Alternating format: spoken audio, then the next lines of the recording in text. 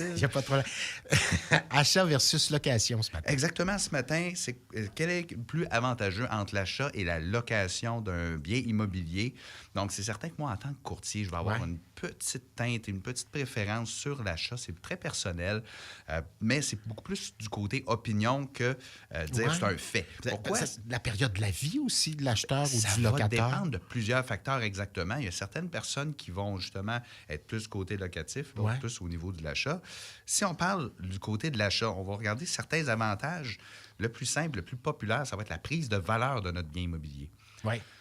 Donc, c'est là où, notre paiement va diminuer avec le temps, notre hausse au niveau de notre bien va augmenter aussi. Si on fait juste un petit exemple rapide, en 2019, le prix moyen d'une propriété à Longueuil, dans le Grand Longueuil, était de 350 000. Le prix moyen. Moyen, Okay, exactement. 2019. 5 ans plus tard, on est en 2024. Ça a doublé.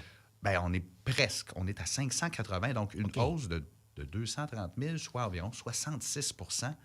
Donc, c'est un petit peu plus que 10 par année depuis les 5 dernières années. On ne continuera pas nécessairement sur cette tendance-là, mais l'idée, c'est d'aller chercher l'information comme quoi que notre bien prend de la valeur, puis normalement, notre paiement va diminuer puisqu'on va en payer de plus en plus. Donc, prise de valeur de notre bien, mais aussi un avantage qu'on oublie, c'est d'être chez soi, d'être propriétaire de notre bien, d'être à l'abri des rénovictions, d'être justement repoussé de notre logement parce que le propriétaire récupère le logement pour un proche à lui, une mère, un fils ou blablabla. Mais en même temps, des dépenses importantes à bien des égards s'il arrive quelque chose. C'est là où, justement, du côté sombre de la force du propriétaire, on va avoir un coût d'entretien qui est justement 100 % à la charge. Donc, si on parle juste à la base d'une toiture, on va être entre 10 et 15 000 pour refaire une toiture. C'est quand même un montant important. On ne le refait pas tous les années, mais on va parler d'une vingtaine d'années. Mais à ça peut être que les fenêtres, ça peut être des fissures de fondation, des infiltrations d'eau. On en a vu beaucoup dernièrement avec les événements du 9 août. Mais c'est... Drain français. Drain français, ça aussi, c'est des dépenses importantes. Mais au-delà de ça... Mais au final, c'est à nous. Plus disons, régulier, ça va avoir aussi des taxes ou des choses comme ça. Donc, les paiements de taxes, notre paiement hypothécaire et tout ça, ça devient des montants qui sont un petit peu plus élevés que si on y va avec la location. Puis même chose au niveau de la responsabilité. Souvent, les gens me disent hey, « moi, je veux voyager, je veux pouvoir être libre. » Ce que je t'ai dit à micro fermé. Ben, exactement, qu'on parlait un petit peu avant d'entrer en onde. Bien, l'idée, c'est que malheureusement, notre bien immobilier doit être surveillé. Il y a de l'eau, il y a de l'électricité, il y a un entretien. On est au Québec. Les propriétés vont subir des variations de température d'environ 80 degrés, moins 30 l'hiver, plus 50 l'été avec le soleil et tout ça. Donc, c'est là où, au niveau de devenir propriétaire, bien oui, on a des avantages au niveau valeur, mais on a des responsabilités aussi en tant que propriétaire. Ah oui. Sinon, si on transfère du côté de la location, sans refaire les mêmes avantages, en contraire, disant un coup de poing, tout ça, faut tout simplement dire justement que la liberté, c'est principalement ça. Puis lorsqu'il y a un problème, c'est la responsabilité du propriétaire. Donc, de notre côté, on est propriétaire, il y a un robinet qui fuit, on appelle notre propriétaire, puis c'est à sa charge à lui. Oui. Mais au-delà de ça... On va attendre, par exemple. Exactement. On peut attendre. Mais au-delà de ça, il faut aussi considérer l'élément financier. Donc, si on parle aussi d'un loyer moyen, on a quand même un montant important. Encore une fois, on est dans la moyenne. On parle d'un loyer qui va être autour de 1 680 dans le Grand Longueuil toujours. Ça, c'est un chiffre de 2023. Mais si on fait une comparaison avec un prix moyen au niveau d'un achat qui est à 580, comme on a dit en début de rencontre, avec un 20 % de mise de fonds. Là, donc, encore là, il faut avoir le 116 000 qui vient avec. Mais on parle d'un paiement hypothécaire excluant les taxes de 2 700. Donc, on parle d'un différentiel de 1 000 annuellement entre être propriétaire de sa maison ou d'être locataire d'un bien immobilier.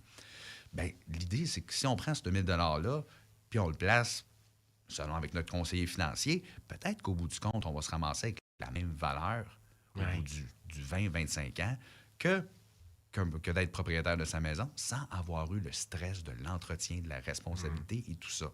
Je ne dis pas de louer à 100 % je ne dis pas d'acheter à 100 % mais dépendamment de votre facteur de nos risque, besoins, puis nos besoins, risque. exactement. Si on a quelqu'un qui a besoin de... Puis on est dans notre tête aussi. Tu dis, moi, je suis tanné de gérer tout ça, on vend, puis on s'en va.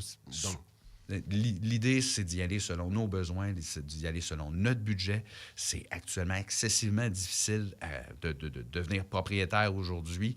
C'est plus complexe. Donc, on a des produits là, que notre conseiller financier peut nous proposer si c'est un désir qu'on veut, mais il faut sans négliger ou sans snobber la location, qui est justement très, très, très intéressante pour une bonne partie. Souvent, les gens vont être propriétaires toute une vie, puis dans les dernières années, ils vont dire, moi, je veux une tranquillité d'esprit, je deviens locataire.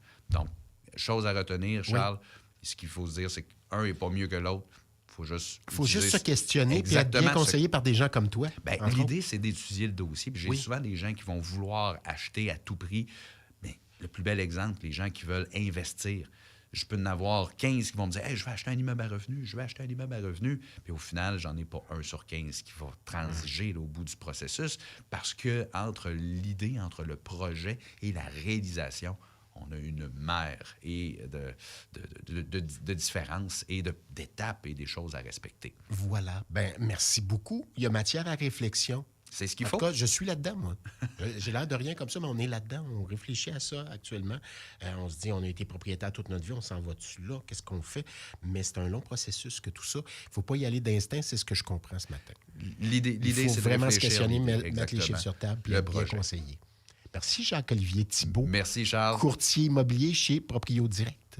Je l'ai dit correctement? Là? Exactement. Voilà. T'as les couleurs. Bonne journée Charles.